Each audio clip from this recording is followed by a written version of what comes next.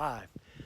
All right, guys, I just came out here and flew that Evo for a minute. Man, it is, oh, my fingers are, believe me, my fingers are gonzo.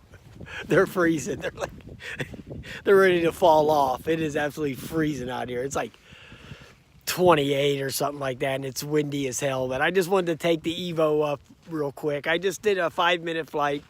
I wanted to try out the zoom feature. So I just took it up, 100 meters or something like that, and tried to zoom out and farted around with it for a minute. But man, it's just so damn cold out here. But it flew great, even in the cold. So, I mean, whew, wow, is it chilly. Like I said, I think I said it in the comments or in some other video.